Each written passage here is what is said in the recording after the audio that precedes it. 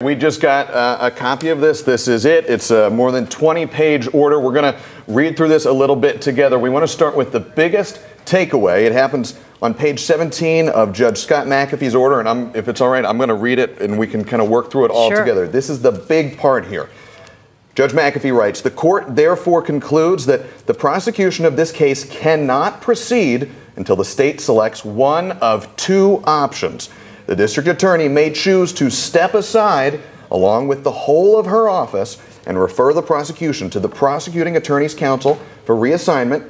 Alternatively, this is option two, Special Assistant District Attorney Wade can withdraw, allowing the district attorney, the defendants, and the public to move forward without his presence, distracting from and potentially compromising," the judge says, "the merits of this case." So the district attorney's office now has two options in front of them, and a pretty weighty choice before District Attorney Fani Willis. Yeah, one or the other must go, but very significant that it allows the option for this case to stay in Fulton County, which is key for a lot of reasons. One, a jury pool would remain the same. Also, this is the office that has spent so long investigating this case, knows the ins and outs of it, also so well versed in racketeering cases, specifically, which not every jurisdiction is so well versed at. So that's big. Very big. It's a particularly complex statute. Georgia's RICO statute in particular, even compared to the national statute, is exceedingly complex. This is also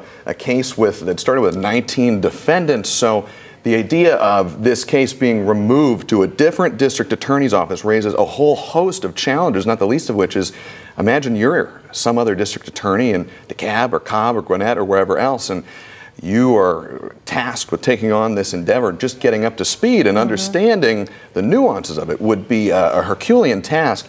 And we can't get inside the head of District Attorney Fani Willis, but you've got to imagine that's going to weigh on her decision-making process, because those two options, Special Assistant District Attorney, the Special Prosecutor, Nathan Wade, can withdraw from the case, and the DA Fani Willis, and the rest of her office, according to Judge Scott McAfee, can move forward. Or the other option is that DA Willis steps aside. When she goes, her whole office is then removed from the case.